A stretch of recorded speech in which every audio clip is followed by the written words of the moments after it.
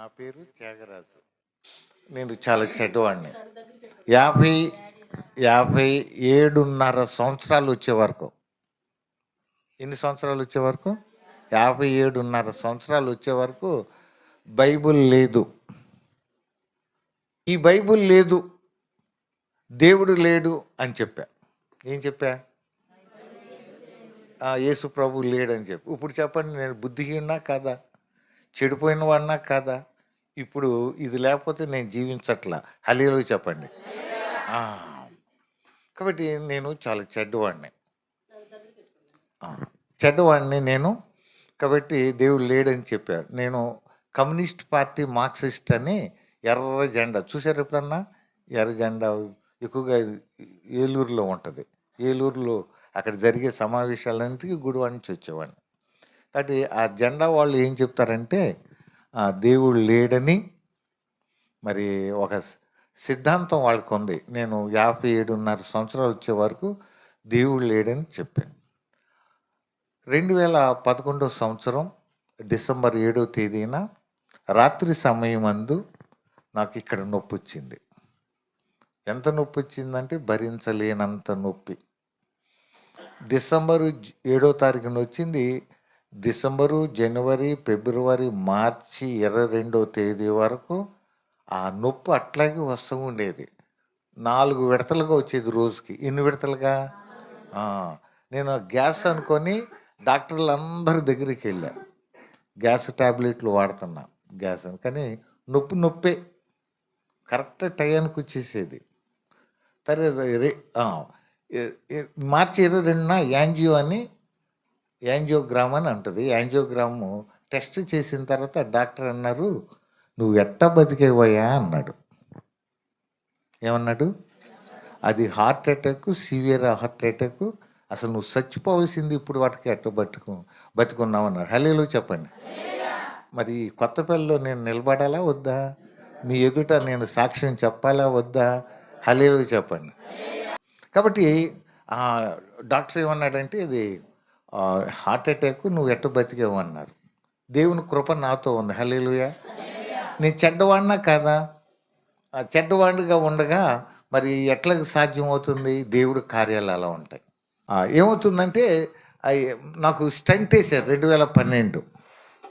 Stunt వేసిన నాకు ఆ స్టంట్ పనిచేయాల.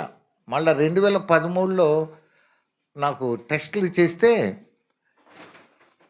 అస్సలు యాంజియో లేదు, లేకపోతే స్టంట్ కూడా లేదంట హార్ట్లో. హల్లెలూయా.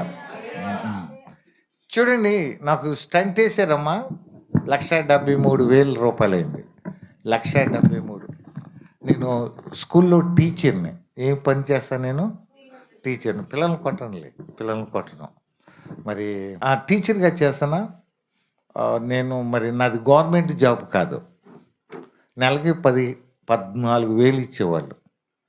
నెలకి 14,000. పిల్లల్ని మరి కుటుంబాన్ని దాంతోనే గడిపాను. ఇప్పుడు డాక్టర్ ఏమన్నాడంటే స్టంట్ వేసిన తర్వాత 1 సంవత్సరం తర్వాత మళ్ళీ స్టంట్కు ముందు ఎట్లా ఉందో నా పరిస్థితి అట్లాగే ఉంది. అప్పుడు మళ్ళీ యాంజియో చేస్తే స్టంట్ కనపడలా. ఆ డాక్టర్ ఏమన్నాడు, 10 సంవత్సరాలు గ్యారంటీగా ఆ స్టంట్ ఉంటుంది అన్నాడు. యాంజియో చేస్తే స్టంట్ లేదు, ఏం లేదు. ఈసారి బైపాస్ చేయాలి, లేకపోతే నువ్వు చచ్చిపోతావు అని అన్నారు. చూడండి నా పరిస్థితి. 1,73,000 రూపాయలు అయినాయి ఆ స్టంట్ కొరకు. అప్పే తీరలా. మళ్ళీ ఇప్పుడు ఏమన్నారు, బైపాస్ చేయాలి, 3.5 లక్షలు కావాలి. హల్లెలూయా చెప్పండి. 3.5 లక్షలు కావాలి. అప్పు తీరలా, అది ఇంకట్లాగే ఉంది. నేను కమ్యూనిస్ట్ పార్టీలో ఉండగా తెల్ల కార్డు అందరికి ఇప్పించా. నాకు ఇస్తానన్నా వద్దన్నా. నా ఆదాయం బట్టి తెల్ల కార్డుకి ఎలిజిబిలిటీ ఉంది నాకు. కానీ నేను వద్దు, పేదలకు ఇస్తే మంచిది అన్న. ఆరోగ్యశ్రీ కార్డు నాకొద్దు, జనాలకి ఇవ్వండి అన్న. ఎంఆర్ఓని అడిగితే లేకపోతే ఆర్డీఓని అడిగితే ఇంటికి పంపించే నాయకుడిగా ఉన్నాను నేను. కానీ కమ్యూనిస్టులు స్వార్థం చూసుకోరు. ఇప్పుడు నాకు తెల్ల రేషన్ కార్డు అయినా ఆరోగ్యశ్రీ కార్డు అయినా కావాలి. 2 లేవు. అప్పుడు కిరణ్ కుమార్ రెడ్డి గారు ముఖ్యమంత్రిగా మనకు ఉన్నారు. ఆయన దగ్గరికి వెళ్ళి ఇయన్నీ రిపోర్ట్‌లు ఇస్తే ఏమన్నా చేస్తే చేయొచ్చని అని సలహా ఒక ఆయన ఇచ్చాడు. అప్పుడు నేను, మా తమ్ముళ్ళు మొత్తం ముగ్గురు తమ్ముళ్ళున్నారు. నేను, మా తమ్ముళ్ళు కలిసి సీఎం గారి క్యాంప్ ఆఫీసు హైదరాబాద్‌లో ఉంటే అక్కడికెళ్ళాం. మా రిపోర్ట్‌లన్నీ అదే యాంజియో అని రిపోర్ట్ ఉంటది. అది సీడీ అయన్నీ అక్కడున్న ఒక ఆయనకి ఇచ్చాం. ఇప్పుడు అమ్మగారు ఎట్లా కూర్చున్నారో అధికారిగా అట్లా కూర్చున్నాడాయన. ఆయనకిచ్చిన తర్వాత నేనేమో దేవుడు లేడని చెప్తాను. మా తమ్ముడేమో పాస్టరు. హల్లెలూయా చెప్పండి. మా తమ్ముడేమో పాస్టరు. పాస్టర్ గారు ఏమన్నారంటే ఆ అధికారికి ఆ కాగితాలన్నీ ఇచ్చి గాడ్ బ్లెస్ యూ అన్నాడు ఆయన్ని. ఆయనేమన్నాడు, మీరు క్రైస్తవులా అన్నాడు. వాళ్ళకేంటో అర్థమయింది. దేవుడు కార్యం చేశాడు. వెళ్ళాము. వెళ్ళి నా బెడ్ దగ్గరికెళ్ళేటప్పటికే నర్సొచ్చి అంది, మీకు 3.5 లక్షలు గవర్నమెంట్ ఇచ్చిందని చెప్పారు. హల్లెలూయా చెప్పండి. అసలు ఊహించలా. 15 రోజులు లేతే 2 నెలల వరకు వాళ్ళు శాంక్షన్ చేస్తే చేయొచ్చు, లేకపోతే లేదు. ఇది దేవుడు చేశాడా లేదా? నాకు మే నెల 25వ తేదీన బైపాస్ చేయటానికి సిద్ధమైపోయారు. డాక్టర్ గారు తెలిసిన ఆయనే. వెళ్ళాం. 7:30కి వెళ్ళాం ఉదయకాలంలో. రెండో రోజున నేను ఐసీయూలో ఉండగా ఎవరో ఒక ఆయన వచ్చి ఎడమ తుంటి మీద గట్టిగా కొట్టాడు. ఇది మట్టుకి కల కాదు. గట్టిగా కొడితే నొప్పొచ్చేస్తుంది గట్టిగా. మరి బైబిల్ ప్రకారం ఎడమ తుంటి మీద కొట్టింది యాకోబుని. హల్లెలూయా చెప్పండి. యాకోబుని ఏం చేశాడు? యాకోబును దేవుడు పెనుగులాడతారు అన్నప్పుడు ఎడమ తుంటి మీద గట్టిగా కొడతాడు దేవుడు. ఆ నొప్పి ఎట్టుంటదో యాకోబు భరించాడేమో నాకు తెలియదు గానీ నేను మట్టుకు భరించలేకపోయా. గట్టిగా అమ్మో అన్నా. నర్సు పరిగెత్తుకొచ్చి ఏంటి అనంది. ఎవరో కొట్టారమ్మా ఇక్కడ నొప్పొచ్చేస్తుంది భరించలేకపోతున్నాను. ఎవరు రాలేదు. నేను ఇక్కడే ఉన్నాను. ఇప్పుడే 5కి డ్యూటీ ఎక్కానంది. 5 గంటలకి దర్శనం ఇది. ఆ దర్శనంలో దేవుడు ఏం చేశాడు? యాకోబుని కొట్టినట్టు నన్ను కూడా కొట్టాడు. అది అయిపోయిందా? అది రెండో రోజు నా తమ్ముడు నా పాస్టర్ బ్రదరే వచ్చాడు. ఎవరిని రానివ్వలా. ఆయనకు చెప్పా ఇట్లా కొట్టారు ఎవరో నన్ను. చాలా మంచిదన్నాడు. అంటే బైబిల్ గురించి నాకేం తెలీదు. బైబిల్ గురించి అసలు ఏ విషయాలు నాకు బైబిల్ గురించే తెలీదు. చాలా మంచిదని అని వెళ్ళిపోయాడు. మూడో రోజున ఐసీయూలో ఉండగానే మనం ఓట్లు వేయటానికి నిలబడమా? అట్లాగే నిలబడ్డాను. నేనేం చేశానంటే నాకు ఆపరేషన్ వేసిన డేటు ఆ ఓటు మీద వేసి అధికారిగా అక్కడ ఉన్న ఆఫీసర్ని అడిగా. నేను 25/5 అని వేసాను సార్. ఎందుకు వేసానంటే ఆ రోజు నువ్వు ఖచ్చితంగా చచ్చిపోతావు అన్నాడు. ఆ రోజు ఖచ్చితంగా నువ్వు చచ్చిపోతావు అంటే నేను బతిమలాడితే ఏమయ్యా నీకు ఏంటి? ఆ రోజు ఎవరైనా ఒకేసారి చచ్చిపోతారు కదా, 2 సార్లు చచ్చిపోరు కదా, ఇళ్ళు అన్నాడు. నేను బతకాలని పీడిస్తే ఆయన ఆ మూల మీద చెరిపేసేది ఉంది తెచ్చుకొని వేసుకోమన్నాడు. హల్లెలూయా చెప్పండి. పరిగెత్తుకుని వెళ్ళిపోయి అది దాంతో చెరిపేసే కానీ ఏ డేట్ వేసానో తెలియదు కానీ ఆపరేషన్ అయ్యి ఇప్పటికి 10 సంవత్సరాలు. హల్లెలూయా చెప్పండి. నాకేమీ కాల ఇప్పుడు వరకు. ఏమి కాల. 7వ రోజున నన్ను డిశ్చార్జ్ చేశారు.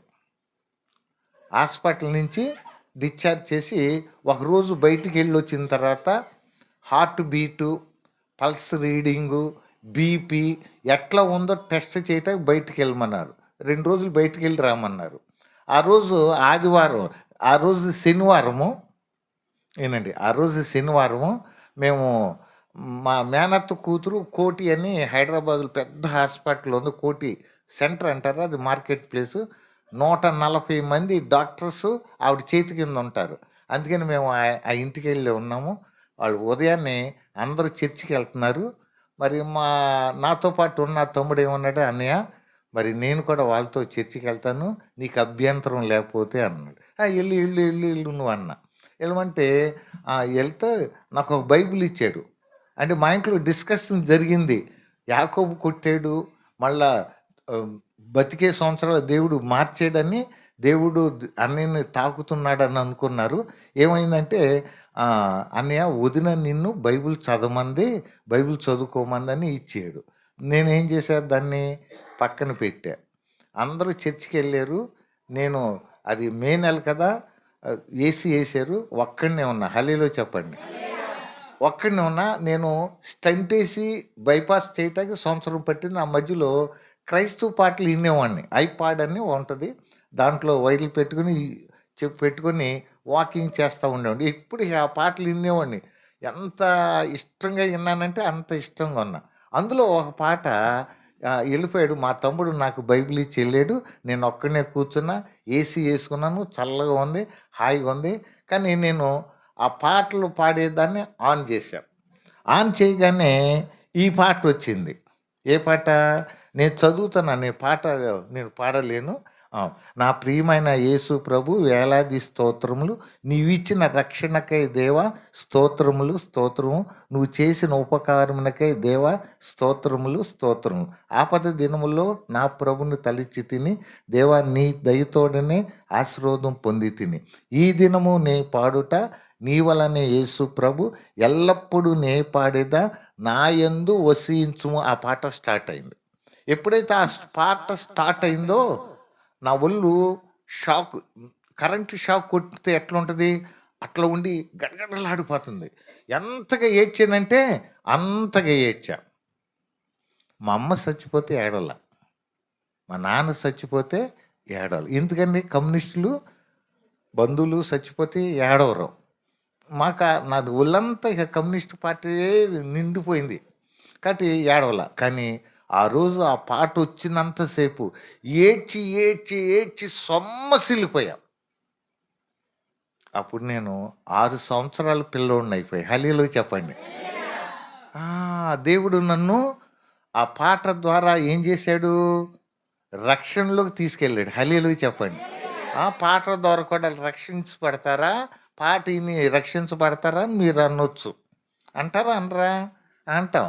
అందుకని బైబిల్ గ్రంథం తీయండి, 32వ కీర్తన. బైబిల్ గ్రంథం 32వ కీర్తన, 32వ కీర్తన తీయండి. 32వ కీర్తన 7వ వచనం చూడండి. నా దాగు చోటు నీవే, శ్రమలలో నుండి నువ్వు నన్ను రక్షించెదవు, విమోచన గానముతో నీవు నన్ను, యేసు ప్రభు నన్ను ఆవరించాడు. హల్లేలూయా చెప్పండి. ఎంతగా ఏడ్చానంటే అంతగా ఏడ్చాను. ఏసీలో ఉన్న నా షర్టు పిండితే నీళ్ళు వచ్చి ఎంతగా వచ్చినాయి. అంతే, దేవుడు నన్ను ఆవరించి ఉన్నాడు. విమోచన గానములతో నీవు నన్ను ఆవరించాడు. అంతే, గడగడలాడిపోయాను. నాకు ఎంత నెమ్మది వచ్చిందంటే 100 కేజీల మినప బస్తా, మోసినోళ్ళకి తెలుస్తుంది ఇది. 100 కేజీల మినప బస్తా నెత్తి మీద నుంచి తీసి పక్కన పెడితే ఎంత రిలాక్స్ అవుతామో అంత నెమ్మది నాకు దేవుడు ఇచ్చాడు. హల్లేలూయా చెప్పండి. అసలు దేవుడే లేడని చెప్పా, యేసు ప్రభు లేడే, అసలు ఏం లేదని. మా ఆవిడ ఎంత భక్తి పరాలంటే చిన్నప్పటి నుంచి భక్త సింగ్ గారి సహవాసం అమ్మగారు. ఆవిడ లేస్తే ప్రార్థన, పండుకుంటే ప్రార్థన, పాటలు పాడుతూ ఇప్పుడు కూడా అట్లే ఉంటుంది. అట్లాంటి ఆవిడతో నేను 34 సంవత్సరాలు సంసారంలో ఉండి దేవుడిని అంగీకరించక. ఆవిడ పని ఏంటంటే నేను మారాలనే ప్రార్థన. అవునా? దేవుడు అంగీకరి. అక్కడి నుంచి హాస్పిటల్ నుంచి వచ్చేసాం, మరి గుడివాడ వచ్చాం. గుడివాడ వస్తే మే నెలలో నాకు ఆపరేషన్ అయింది. ఆ మే నెలలో ఆపరేషన్ అయితే జూను 14వ తేదీన మళ్ళా దేవుడు నాకు దర్శనంగా వచ్చాడు. హల్లేలూయా చెప్పండి. రోమీలకు రాసిన పత్రిక 10వ అధ్యాయము 20, 21 కలిసి ఉంటుంది. రోమీలకు రాసిన పత్రిక 10వ అధ్యాయం 20, 21. మరియు యెషయా తెగించి నన్ను వెదకని వారికి నేను దొరికి తిని, నన్ను విచారింపని వానికి నేను ప్రత్యక్షమైన. హల్లేలూయా చెప్పండి. యేసు ప్రభు నాకు కనపడాలని నేను ఎప్పుడు అనుకోలే. యేసయ్య నాకు కనపడు, నాతో మాట్లాడడం నేను ఎప్పుడు అనుకోలే. నన్ను వెతకని వారికి నేను దొరికి తిని, నన్ను విచారింపని వానికి నేను ప్రత్యక్షమైంది.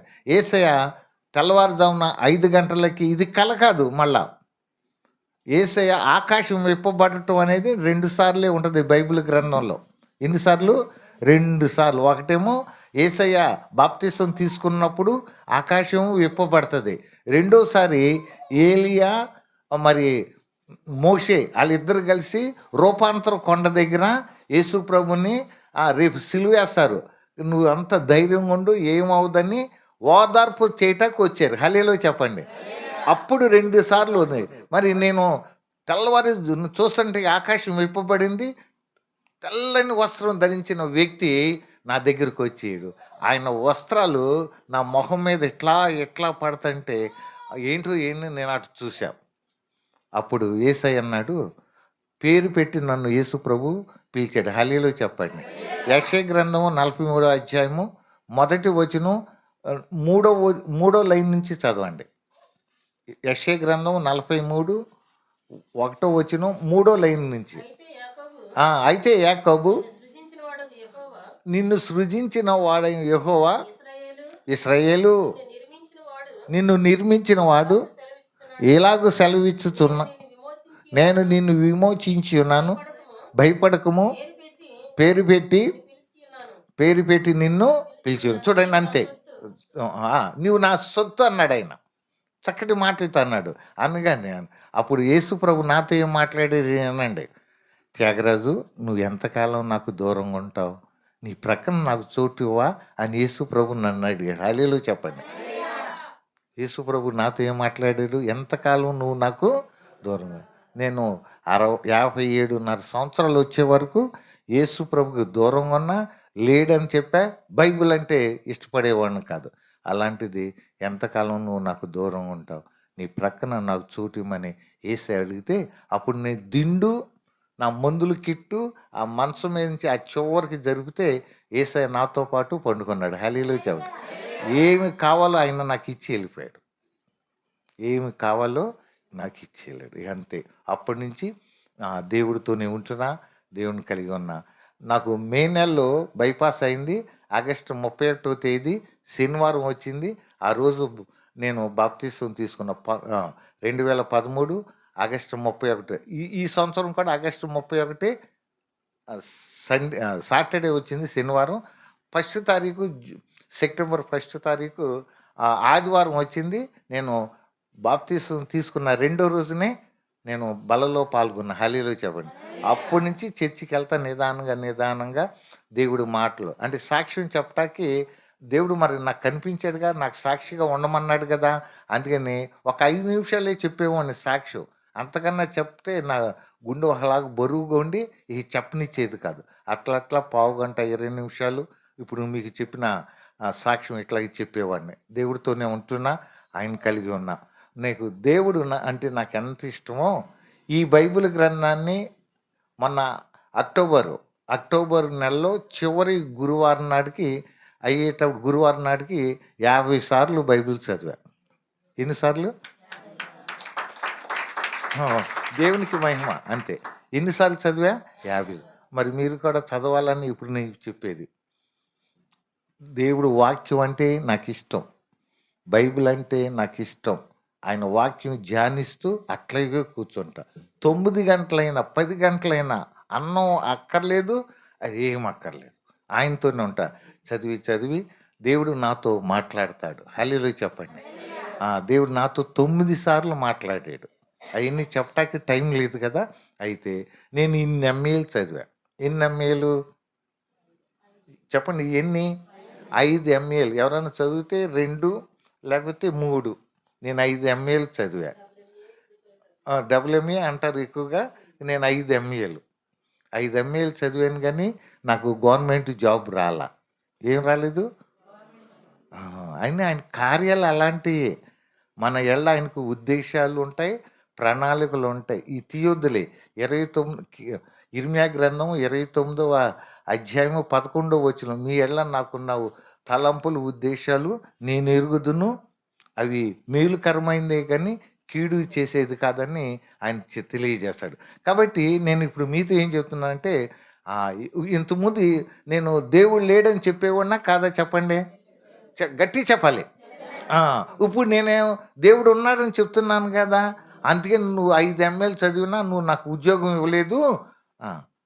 ఇప్పుడు నువ్వు అన్నావు కదా, ఒక్క నెల గవర్నమెంట్ జాబ్ ఇవ్వమని అడిగి. ఎన్ని నెలలు? అందరూ చెప్పాలి. ఒక్క నెల. ఇంకా 5 నెలలే ఉంది. 58 సంవత్సరాలకు రావటానికి. నేను డిసెంబర్లో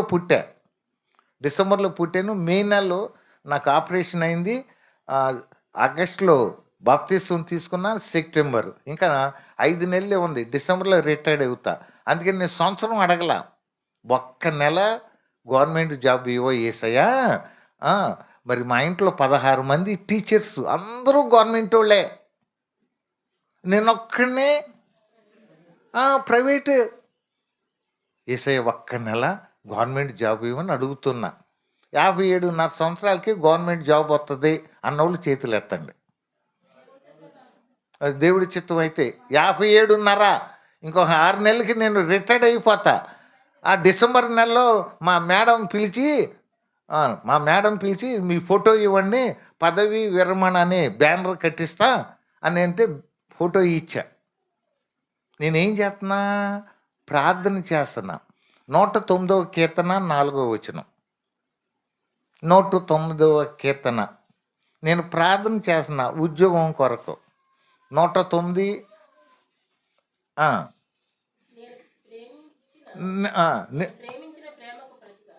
నేను ప్రేమించిన దానికి ప్రతిగా నా పట్టి ఉన్న అయితే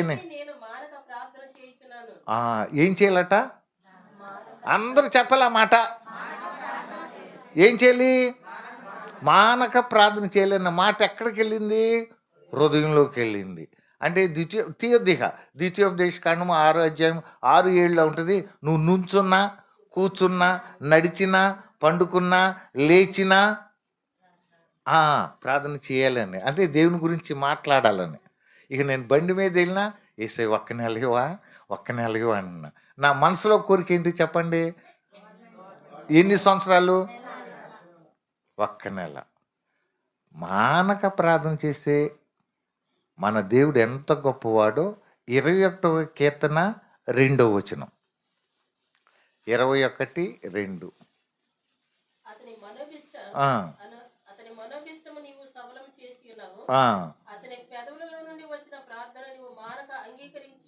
హల్లెలూయా చెప్పండి. మానక ప్రార్థన చేస్తే మన దేవుడు మానక అంగీకరించేవాడు. హల్లెలూయా చెప్పండి. మానక ప్రార్థన చేస్తే మానక నా మాటలా దేవుని మాటలా? వాక్యం ఉందా లేదా? మరి మీరు ఎందుకు చేయట్లా? డిసెంబరు 27వ తేదీ ఇక అయిపోతుంది. బ్యానర్ తయారైపోయింది. నా ఫోటో చూసుకున్న బ్యానర్లో బొకేలు, దండలో, భోజనాలకు ఏర్పాట్లు అన్నీ అయిపోతున్నాయి. కానీ అప్పుడు ఒక కొత్త జీవో వచ్చింది. నా కొరకు దేవుడు సృజించాడు. హల్లెలూయా చెప్పండి.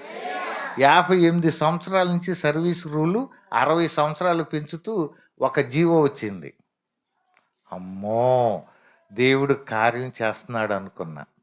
మళ్ళా 2 నెలలు అయ్యేటప్పటికి ఏమైందంటే టీచర్స్ పోస్టులు వేసుకోకూడదని గవర్నమెంట్ బ్యాన్ పెట్టింది. ఆ బ్యాన్ ఎత్తేస్తూ 2వ జీవో వచ్చింది. హల్లెలూయా చెప్పండి. అమ్మగారు కూర్చున్న కుర్చీ గనక ఖాళీ అయితే, మీకు అర్థమవుతుందా? అయితే నాకు వస్తుంది. ఆల్రెడీ 4 పోస్టులు ఖాళీగా ఉన్నాయి. 5వ పేరు మా స్కూల్లో నా పేరు. ఎన్నో పేరు? 5. 4 కుర్చీలు ఉన్నాయి. మా హెచ్ఎం గారు రిటైర్డ్ అయితే 5 ఖాళీలు అవుతాయి. 5వ ఖాళీ అవుతుంది. నా పేరు లిస్టులో 5వ పేరు. చూడండి దేవుడు ఎంత గొప్ప కార్యం. అమ్మగారు జూన్ 2015 రిటైర్డ్ అయిపోయారు. ఆ రోజే కొత్త జీవో వచ్చింది. ఏమని? మూడో జీవో ఖాళీగా ఉన్న పోస్టులను వెంటనే భర్తీ చేసుకోమని ఇంకో జీవో వచ్చింది. హల్లెలూయా చెప్పండి. నేను ఒక్క నెల అడిగితే 1 సంవత్సరం 8 నెలలు గవర్నమెంట్ జీతం తీసుకున్నా. ఈ సాక్ష్యం చెప్పటానికి అమ్మగారిని 5 సంవత్సరాల నుంచి పీడిచ్చా. మీకు అర్థమైందా? అమ్మగారు మీ చర్చికి వస్తానని, కానీ దేవుడు ఈరోజు ఇక్కడ కార్యం చేశాడు. హల్లెలూయా. దేవుడితో ఉంటున్నా, ఆయనతో ఉంటున్నా. బైబిల్ గ్రంథాన్ని నోటు పుస్తకాల్లో రాసేసా. మీరు ఇంటికి వెళ్ళి 23వ కీర్తన రాయండి ఊరినే. బైబిల్ని నోటు పుస్తకాల్లో రాసా. ఇగో ఇక్కడి నుంచి ఇంత ఎత్తుపోయి వచ్చినాయి నోటు పుస్తకాలు. 42 పెన్నులు పట్టినాయి. ఎన్ని పెన్నులు? 300 97 రోజులు పట్టింది బైబిల్ అంతా రాయటానికి. 42 పెన్నులు పెట్టినాయి. దేవుడు కృప అనుగ్రహించాడు. అంటే ఆ వాక్యం నేర్పించాడు దేవుడు. అంత శ్రద్ధగా రాశా. ఇప్పుడు రెండోసారి రాయాలనుకుంటున్నా. కానీ 50 సార్లు అయిపోయింది కదా! ఇది 50 సార్లు అయిపోయింది చదవటం.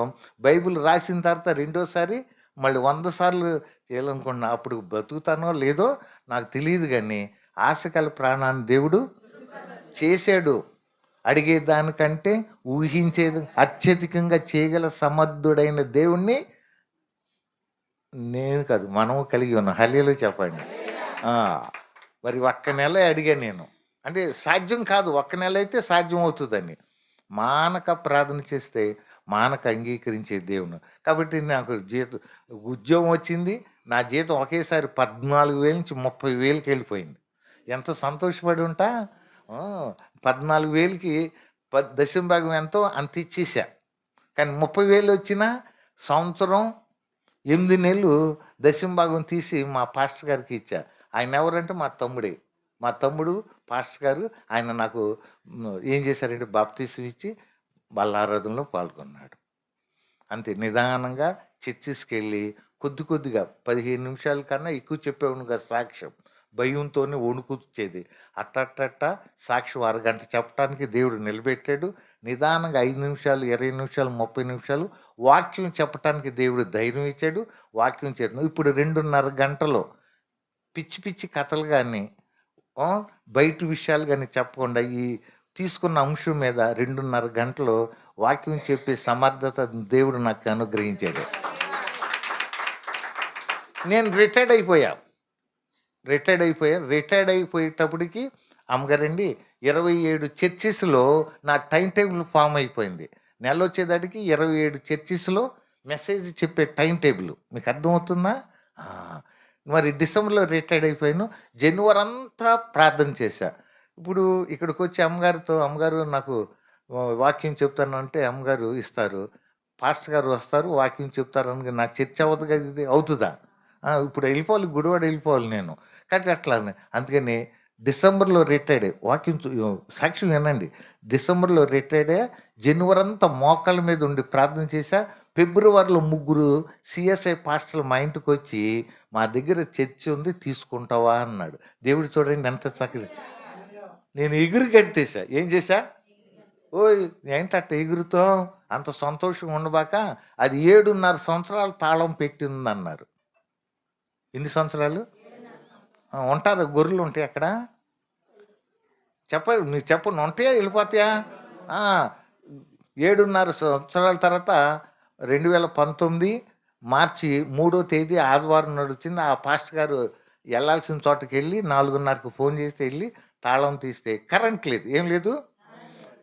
ఫ్యానులు లేవు, లైట్లు లేవు, చైర్స్ లేవు, టేబుల్స్ లేవు. దాన్నేమంటారు? మైక్ లేదు. ఇన్‌స్ట్రుమెంట్స్ లేవు. ఇట్లా 13 పులిపేట కాడ లేదు. ఇట్లాంటి 13 ఐటెమ్స్ లేవు నేను ఎళ్ళేటప్పటికి. కానీ 6 నెలలు మోకాళ్ళ మీద ఉండి ప్రార్థన చేస్తే నోవాహు ఓడలో జంతువులొస్తాయా ఒకదాన్ని ఎనకాల ఒకటి? 6 నెలలొచ్చేదాటికి నేను ఏదైతే లేవన్నానో అయన్నీ నా మందిరంలోకి వచ్చినాయి. హల్లెలూయా చెప్పండి. నేను ఎవరిని అడగల. అమ్మగారిని అడగలేదు, బాబుని అడగలేదు, ఇక్కడున్న పెద్దవాళ్ళని ఎవరిని అడగల. మోకాళ్ళ మీదే ఉన్నాను. అన్నీ వచ్చేసినాయి 6 నెలలు అయ్యేటప్పటికి. పక్కన ఆర్‌సీఎం చర్చ్ ఉంది. ఏ చర్చ్ ఉంది? ఆర్‌సీఎం. ఆళ్ళు ఈ చర్చ్ తీసేటప్పటికి అక్కడోళ్ళు ఇక్కడికొచ్చేత్తారని పెద్ద సౌండ్ పెట్టేది. పెద్ద గొట్టం ఉండేది. అప్పుడు నేనెళ్ళినప్పుడు ముగ్గురు ఆడోళ్ళు. ఒక ఆవిడేమో 72 సంవత్సరాల ఆవిడ. ఇంకో ఆవిడ 69 సంవత్సరాలు. ఇంకో ఆవిడ 65. ఈ ముగ్గురు ఆడోళ్ళు ఎక్కడికెళ్ళకుండా అక్కడే ఉన్నారు. ఎందుకంటే ఆళ్ళ భర్తలంట ఆ చర్చికి పెద్దలట. అందుకని అక్కడే ఆ! ఉన్నారు. అమ్మ ఎస్తేరమ్మ పాట పాడమంటే అయ్యగారు నేను పాడలేనండి. అంటే సీఎస్ఐలో 3 పాటలు అంటే మొదటి పాట, రెండో పాట, మూడో పాట, ఉత్తర ప్రత్యుత్తరాలు 4. ఇయన్నీ నేనే కొట్టుడు. కళ్ళం నీళ్ళొస్తున్నాయి. పైనేమో కరెంట్ లేదు. ఎండ, ఆ సౌండు ఈళ్ళకేం చెప్తున్నానో నాకు అర్థమయ్యేది కదా! ఆళ్ళకి అర్థమయ్యేది. కళ్ళమ్మట నీళ్ళు పెట్టి పెడితే దేవుడు ఎంత గొప్ప కార్యం చేశాడంటే, ఒక అమ్మాయి ఉంది ఇట్లా. ఒక అమ్మాయి ఉంది. అబ్బాయి కాదు. అమ్మాయే అమ్మాయి. "అమ్మ కొద్దిగా తగ్గిచ్చమ్మా" అంటే, ఇంతకుముందు ఇంత సౌండ్ ఉండేదాన్ని నేను ఇల్లు అడుగొచ్చిన తర్వాత ఇంత సౌండ్ చేసేది. నిజం అది. అప్పుడు ప్రార్థన చేశా. ప్రార్థన చేస్తే ఆ అమ్మాయికి సీఎస్ఐ సంబంధం వచ్చింది. "నువ్వు సీఎస్ఐ చర్చ్‌కే ఎళ్ళాలి. అట్టయితేనే సంబంధం ఖాయం చేసుకుంటాము" అన్నారు. హల్లెలూయా చెప్పండి. ఆ! అమ్మాయి వస్తా 6 యవ్వనస్తుల్ని, యవ్వన ప్రాయంలో ఉన్న పిల్లల్ని కూడా తీసుకొచ్చింది. ఆ! మొదటి పాఠం, రెండో పాఠం, మూడో పాఠం, ఉత్తర ప్రత్యుత్తరాలు కొనసాగుతుంది. హల్లెలూయా చెప్పండి. అమ్మాయికి పెళ్ళయింది. ఇక్కడ రై పోలీస్ డిపార్ట్‌మెంట్‌లో ఉంటాడు ఒకాయన. ఆహ్, వాళ్ళ అబ్బాయికి ఇచ్చేశారు. అది సీఎస్ఐ చర్చ్ ఉంది. క్వార్టర్స్‌లో ఎక్కడ ఏమంటారు పోలీసుల క్వార్టర్స్ దగ్గర సీఎస్ఐ చర్చ్ ఉంది. అందులోకెళ్ళింది అమ్మాయి. కాబట్టి దేవుడు కార్యం చేశాడా లేదా? దేవుడితోనే ఉంటున్నా. నిన్నటి ఆదివారం 6 చర్చిల్లో నేను వాక్యం సందేశాన్ని ఇచ్చా. హల్లెలూయా చెప్పండి.